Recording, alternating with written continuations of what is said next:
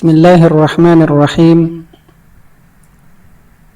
Qala al-musannif rahimahullah wa nafa'ana bihi wa bi'ulumihi fid dharain amin ya rabbal alamin.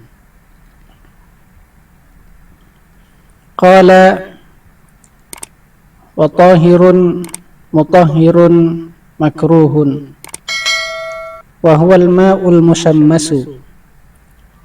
Hadha huwa al-qismu ats-tsani min aqsamil ma'i wa huwa al-ma'ul mushammasu wa huwa tahirun fi nafsihi li'annahu lam yalqa najasatan wa mutahhirun ay yarfa'ul hadatha wa yuzilun najisa libaqa'i itlaqi ismil ma'i alayhi. Wa hal yukrahu fihi khilafun al-asahhu 'inda ar-rafi'i annahu yukrahu wa huwa alladhi jazama bihi al-musannifu wa ihtajja lahu ar-rafi'i bi anna Rasulullah sallallahu alaihi wasallam naha Aisyah radhiyallahu anha 'anil mushammasi wa qala innahu yurithul barasa.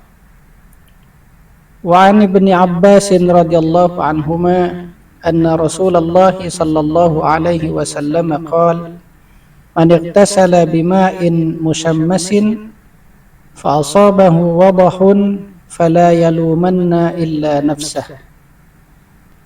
Wa karihahu Umar radhiyallahu anhu wa qala innahu yurithul barasa. Fa 'ala hadha innama yukrahul mushammasu bisyartaini. Syekh Abu Suja' berkata, dan air yang tahir, yang suci, mutahhir, mensucikan, makruh, hukumnya makruh digunakan. Wahwa, yaitu al-ma'ul mushammas, air yang terjemur matahari. Ini adalah bagian yang kedua atau jenis yang kedua dari jenis-jenis air atau jenis air yang kedua, yaitu air yang suci mensucikan tetapi makruh untuk digunakan. Dan yang termasuk air ini adalah air musammas, air yang terjemur matahari. Wa huwa al-ma'ul musammas wa huwa tahirun fi nafsihi, dan air musammas itu adalah suci, hukumnya suci pada zatnya karena dia belum bercampur dengan najis atau belum terkena najis. Kemudian air musammas itu mutahhirun, mensucikan, artinya dapat mengangkat hadas dan menghilangkan najis karena masih berstatus sebagai air mutlak. Apakah dimakruhkan menggunakan air musammas ini? Dalam hal ini terdapat khilaf di antara para ulama. Pendapat yang asah, yang paling sahih menurut Imam Ar-Rafi'i adalah hukumnya makruh atau dimakruhkan. Pendapat ini pula yang dipegang, yang ditegaskan oleh musannif, yaitu Syekh Imam Abu Suja'. Kemudian Imam Ar-Rafi'i mendasari pendapatnya dengan hadis dari Rasulullah, di mana Rasulullah Shallallahu Alaihi Wasallam melarang Aisyah radhiyallahu anha untuk menggunakan air musammas. Beliau mengatakan, sesungguhnya air musammas itu dapat menyebabkan penyakit baros. Penyakit baros ini adalah penyakit kusta atau lepra. Ada juga yang menyebutnya dengan penyakit sopak, mana kulit ini berbelang, ya. Ada bagian-bagian yang menjadi putih karena penyakit ini. Samping itu, dalil yang digunakan oleh Imam Rafi'i adalah Hadis dari Ibnu Abbas radhiyallahu anhuma bahwasanya Rasulullah sallallahu alaihi wasallam bersabda, siapa yang mandi menggunakan air musyammas lalu dia terkena penyakit wadhah, yaitu penyakit kusta tadi, maka janganlah ia mencela kecuali dirinya sendiri.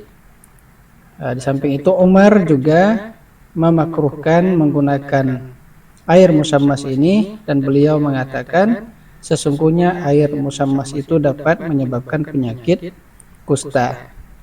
Oleh karena itu, berdasarkan keterangan di atas, air musyammas dimakruhkan untuk digunakan dengan dua syarat.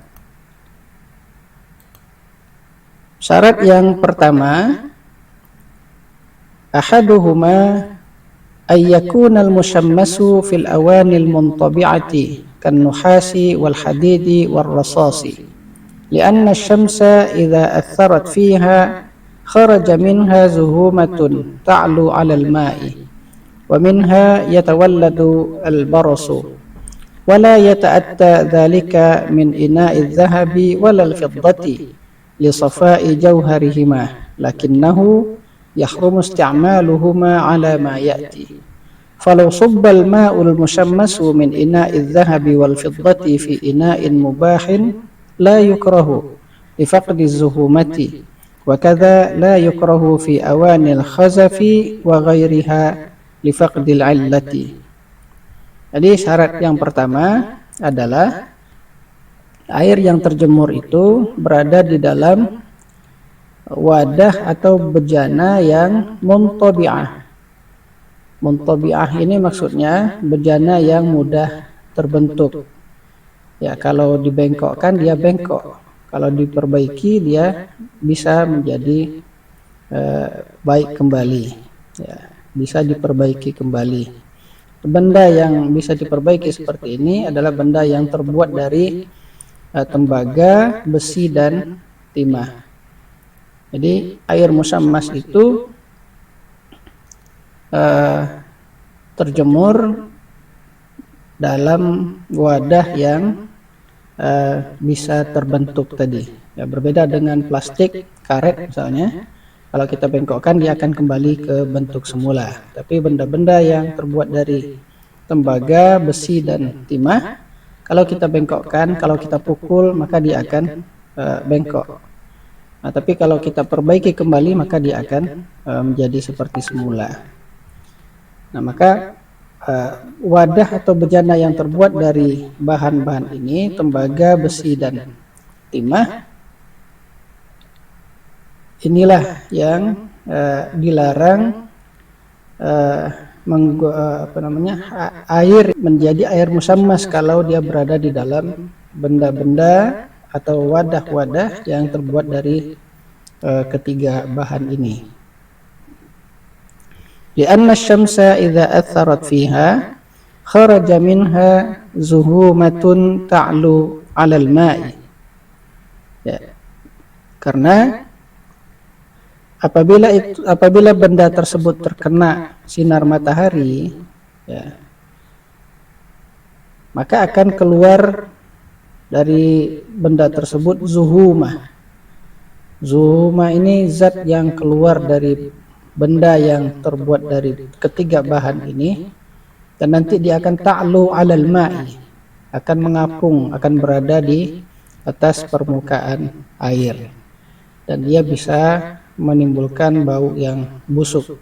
Wa minha yatawalladu al-barasu, dari zuhumah tadi itulah yang menyebabkan penyakit baras. Wala yata'atta dzalika min ina'i dzahabi walal fiddati, dan hal itu tidak terjadi pada wadah atau bejana yang terbuat dari emas dan perak, li safa'i jauharihima, karena bahannya yang murni. Ya. Lakinnahu yahrumu isti'maluhuma 'ala ma ya'ti, tetapi emas dan perak itu sekalipun dia tidak menyebabkan penyakit kusta, lepra atau sopak tadi, hanya saja kita diharamkan untuk menggunakannya, sebagaimana nanti akan dijelaskan. Nah, kalau air musammas, ya, air musammas yang berada pada wadah yang terbuat dari emas dan perak dituangkan ke dalam wadah yang boleh kita gunakan. Jadi wadah dari emas dan perak tidak boleh kita gunakan. Tetapi kalau air yang ada di dalam wadah itu kita tuang ke dalam wadah yang boleh kita gunakan, maka la yukrah, tidak dimakruhkan. Li faqdi zuhumati, karena tidak ada zuhumah di dalamnya. Wa kadzalika wa kadza la yukrahu fi awanil khazaf wa ghairiha. Begitu juga tidak makruh menggunakan air musammas yang berada di dalam bejana yang terbuat dari keramik dan semisalnya, dari tanah liat, dari batu dan seterusnya. Li faqdil illati, karena illatnya tidak ada, karena zuhumah tadi tidak ada. الشرط الثاني أن يقع التشميس في البلاد الشديدة الحرارة دون الباردة والمعتدلة فإن تأثير الشمس fihima dha'ifun. Syarat yang kedua, air itu terjemur di daerah yang fil biladis syadidatil hararati, ya,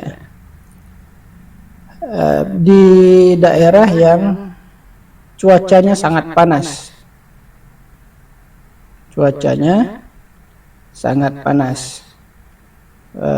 Bukan di daerah yang cuacanya dingin atau normal seperti di Indonesia, cuacanya normal. Fa inna ta'thir asy-syamsi fihi ma dha'ifun, karena matahari tidak begitu berpengaruh terhadap air yang terjemur tadi.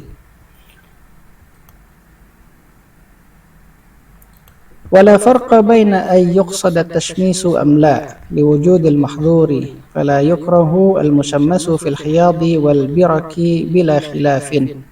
وهل الكراهة شرعية أو إرشادية؟ فيه وجهان، أصحهما في شرح المهذب أنها شرعية، فعلى هذا يثاب على ترك استعماله، وعلى الثاني وهي أنها إرشادية لا ثواب فيها لأنها من جهة الطب. وقيل إن المشمس لا يكره مطلقا، وعزاه الرافعي إلى الأئمة الثلاثة.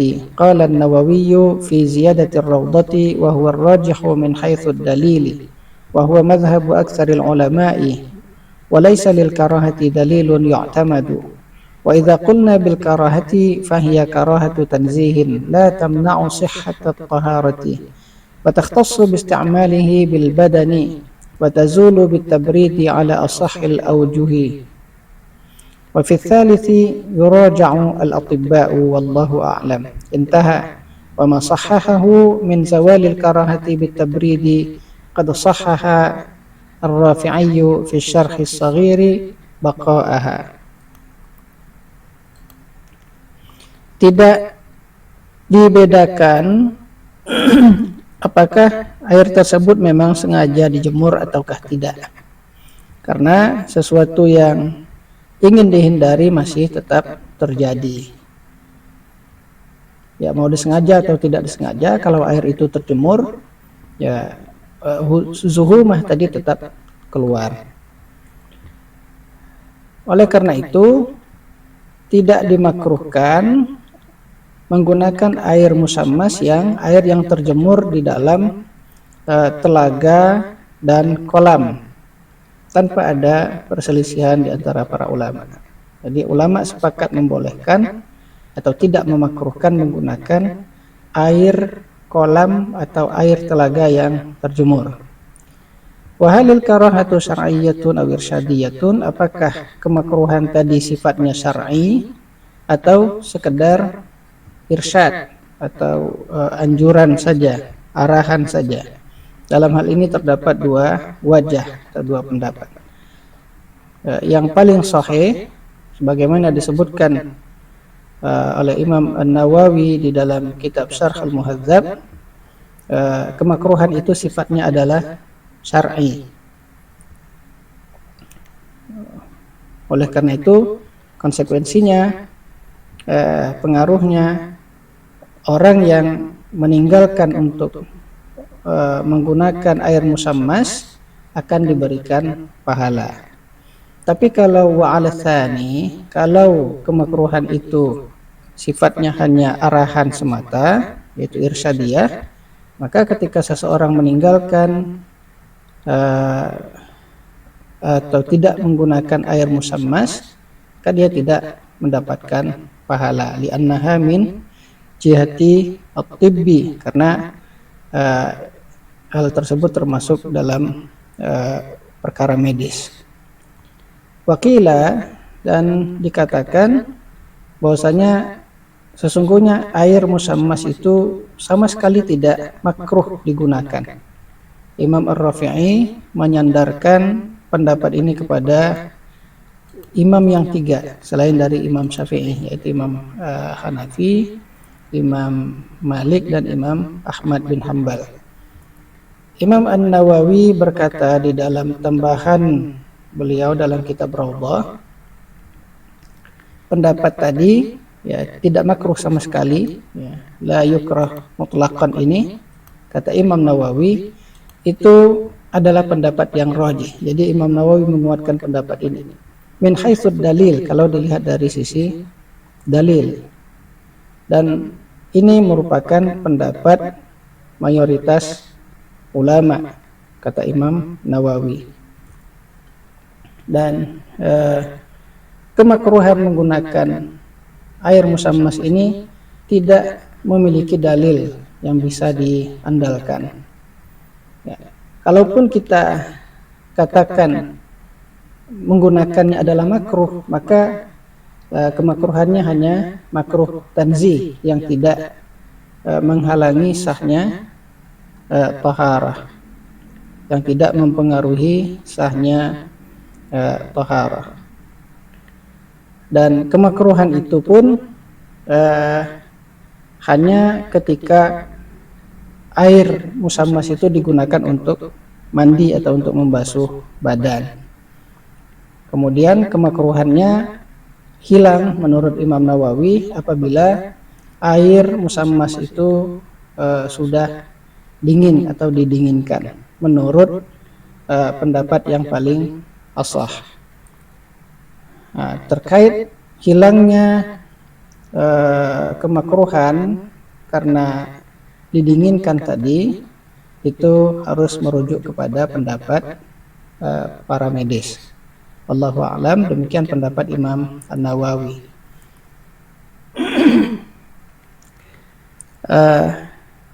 Terkait hilangnya kemakruhan karena didinginkan tadi yang disahihkan oleh Imam An-Nawawi, ya, ternyata Imam Ar-Rafi'i di dalam kitab Asy-Syarh Ash-Shaghir justru mengatakan bahwa sekalipun sudah dingin, air tersebut masih makruh digunakan.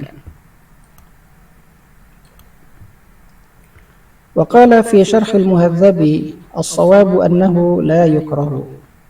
Wa haditsu Aisyah dha'ifun bi ittifaqil muhadditsin. Wa minhum man ja'alahu mawdu'an. Wa kadza ma rawahu Asy-Syafi'i an Umar أنه يورث البرص ضعيف باتفاق المحدثين على تضعيف إبراهيم بن محمد وحديث ابن عباس غير معروف والله أعلم وما ذكره من أثر عمر ممنوع ودعواه الاتفاق على تضعيف إبراهيم أحد الرواة غير مسلم فإن الشافعي وثقه وفي توثيق الشافعي كفاية وقد وثقه غير واحد من الحفاظ ورواه الدارقطني بإسناد آخر صحيح. Imam An-Nawawi mengatakan di dalam Syarhul Muhadzab bahwa pendapat yang benar adalah tidak makruh menggunakan air musammas. Nah, terkait hadis Aisyah, beliau mengatakan hadis Aisyah itu dhaif atau lemah berdasarkan kesepakatan para ulama hadis. Bahkan di antara para ulama hadis ada yang mengkategorikannya sebagai hadis maudhu' atau hadis palsu. Begitu juga pernyataan Umar yang diriwayatkan oleh Imam Asy-Syafi'i bahwa air musammas itu dapat menyebabkan kusta.